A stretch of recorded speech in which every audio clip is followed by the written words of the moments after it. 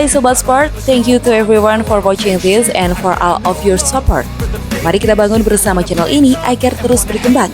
Jangan lupa like jika kalian suka dengan video ini, share kepada teman-teman kalian, dan subscribe jika kalian ingin melihat video selanjutnya dari channel ini.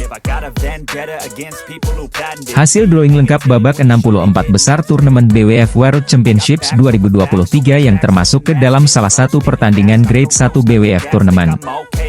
Pertandingan yang akan berlangsung di Royal Arena, Copenhagen, Denmark, pada 21 hingga 27 Agustus 2023. Tim Indonesia sendiri berhasil meloloskan sebanyak 15 wakilnya terdiri dari 3 tunggal putra, 2 tunggal putri, 4 ganda putra, 3 ganda putri dan 3 ganda campuran. Perlu diketahui bahwa kejuaraan dunia 2023 merupakan salah satu turnamen tertinggi BWF yang tidak menyediakan hadiah uang tunai. Pebulu tangkis yang berhasil meraih gelar juara berhak mendapatkan medali baik emas, perak, maupun perunggu. Selain itu, kejuaraan dunia BWF 2023 sangat penting bagi setiap pemain untuk mendongkrak poin sebanyak 13.000 poin dan akan berdampak pada peringkat dunia BWF serta sebagai poin pertemuan menuju Race to Paris 2024. Indonesia berhasil meloloskan 3 wakil di sektor tunggal putra di mana Anthony Sinisuka Ginting yang berstatus sebagai unggulan kedua kejuaraan dunia BWF 2023 akan menghadapi Danilo Bosniok. Kemudian Jonathan Christie yang menyandang status unggulan kelima akan menantang pemain kuat asal Malaysia Lee Jae-Zia.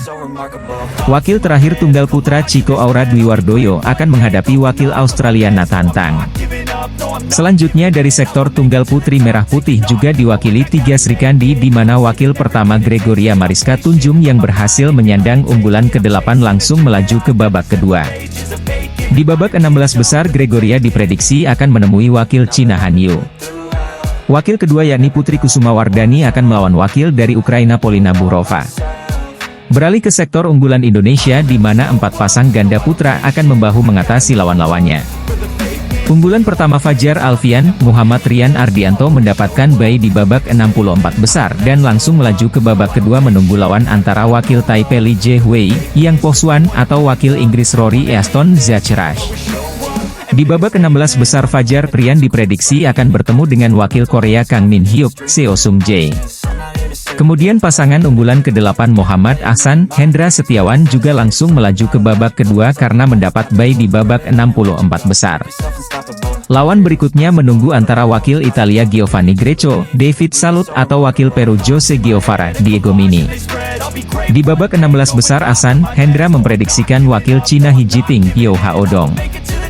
Selanjutnya pelapis merah putih lainnya Leo Roli Charnando, Daniel Martin juga langsung melaju ke babak 32 besar setelah mendapat bye di babak pertama.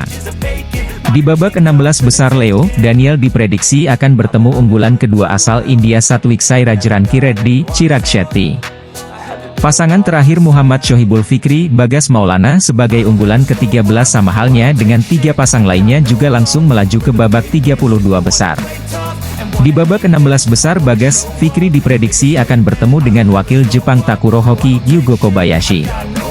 Momen pertemuan Hendra dan Tontowi dengan Lau Tuk Wong sendiri terjadi di ajang kejuaraan bulu tangkis Bayan Open 2023 yang dihelat di Balikpapan. Bersama dengan Dato Lau Tuk Wong, tulis Hendra Setiawan dalam unggahan di Instagramnya. Sebagai informasi, Lau Tuk Wong sendiri merupakan pengusaha Indonesia kelahiran Singapura yang menjadi pendiri Bayan Group yang bergerak di sektor batu bara. Tuk Wong sendiri menjadi orang terkaya nomor 2 Indonesia menurut Forbes pada 2022 lalu dengan total kekayaan 25,2 miliar dolar AS atau setara 383 triliun rupiah. Sehingga, dalam unggahan tersebut, banyak penggemar bulu tangkis Indonesia yang meminta Tuk Wong menjadi sponsor Hendra Setiawan. Sebagai informasi, Hendra Setiawan sendiri masih aktif di dunia bulu tangkis berpasangan dengan Muhammad Ahsan meski usianya tak muda lagi. Dias masih memiliki ambisi untuk tampil di Olimpiade Paris 2024 mendatang serta berusaha untuk meraih prestasi setinggi-tingginya yakni menyabat medali. Berstatus sebagai pemain independen, Muhammad Ahsan, Hendra Setiawan tentu memerlukan sponsor untuk membiayai turnamen jelang Olimpiade Paris 2024. Oleh karena itu, dalam unggahan Hendra Setiawan bersama dengan Lau Tuk Wong, penggemar bulu tangkis meminta pengusaha kondang Indonesia itu untuk menjadi sponsornya. Sementara itu, Muhammad Ahsan Hendra Setiawan sendiri akan beraksi di turnamen selanjutnya yakni kejuaraan dunia bulu tangkis yang digelar pada 21 hingga 27 Agustus mendatang. Bintang bulu tangkis ganda putra, Hendra Setiawan, dirangkul orang terkaya di Indonesia yakni Lau Tuk Wong. Mungkinkah bisa jadi sponsor seumur hidup? Seperti diketahui, ganda putra veteran Indonesia Muhammad Ahsan Hendra Setiawan masih menjadi sorotan penggemar bulu tangkis karena performanya yang masih tampil gemilang. Pada 2023 saja, pasangan yang akrab disapa Teda Diaz itu masih bisa keluar sebagai runner-up di All England usai dikalahkan Fajar Rian di final. Capaian positif Ahsan Hendra lantas menjadi sorotan banyak pihak termasuk salah satu orang terkaya di Indonesia yakni Lau Tuk Wong. Melansir unggahan di Instagram pribadi Hendra Setiawan, penggawa ganda putra Indonesia itu tampak berfoto dengan Lau Tuk Wong bersama Tontowi Ahmad. Pasangan anyar ganda putra Indonesia, Kevin Sanjaya, Rahmat Hidayat, tampil di ajang turnamen bulu tangkis Indonesia International Challenge 2023 pada 29 Agustus hingga 3 September mendatang. Alhasil, keduanya gagal debut untuk pertama kalinya sejak Kevin Rahmat dipasangkan pada 2 bulan lalu. Ya, Rahmat Hidayat memang terpilih menjadi partner baru Kevin Sanjaya usai Marcus Gideon harus rehat akibat cedera yang dialaminya. Adapun alasan keduanya mundur dari ajang yang digelar di Medan itu pasti diketahui karena minimnya persiapan serta karena menimang poin yang bakal didapat. Enggak jadi main di Medan. Kita ditarik dari Medan karena satu persiapannya kurang. Kedua, kalau kita juga juara di sana kayak poinnya masih terbilang kecil ya. Jadi kita nyari poin yang levelnya lebih tinggi, pengennya main di Super 300 atau 500, kata Rahmat Hidayat, saat ditemui di Pelatnas PBSI Cipayung, Rabu, 9 Agustus 2023. Alasan yang dilontarkan Rahmat itu pun kemudian dibenarkan oleh asisten pelatih ganda putra Indonesia, Aryono Miranat, yang menuturkan bahwa banyak faktor penyebab keduanya tampil perdana di Indonesia International Challenge 2023. Lagi pula kalau main di sana pun kalau mereka masukkan sayang juga poinnya kecil, kan itu kan di Super 100 dan Challenge. Jadi kita fokuskan nanti di level yang Super 300 dan 500, ujar Aryono Miranat. Lebih lanjut, Aryono Miranat juga menjelaskan bahwa turnamen level 300 dan 500 nantinya dapat berdampak baik bagi poin nasional mereka.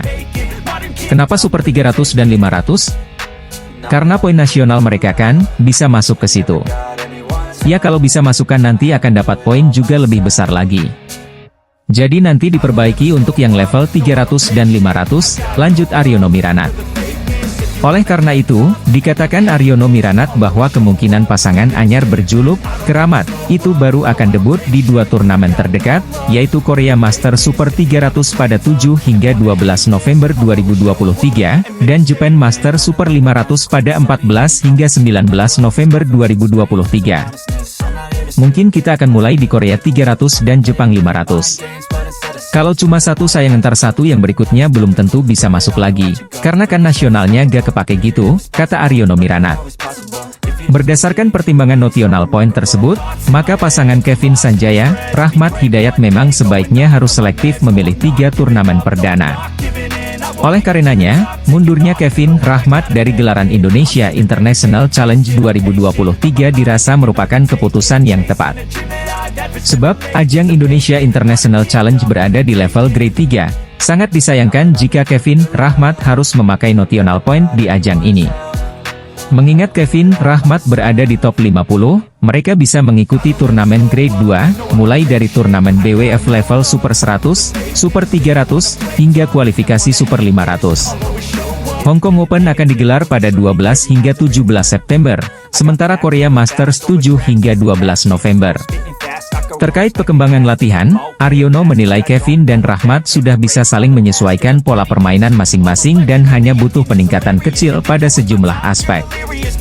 Kevin Rahmat sudah dekat sebagai pasangan main. Namun, dari segi fisik masih belum maksimal sehingga mundur pada Indonesia International Challenge dan Indonesia Masters, Super 100, aku Aryono.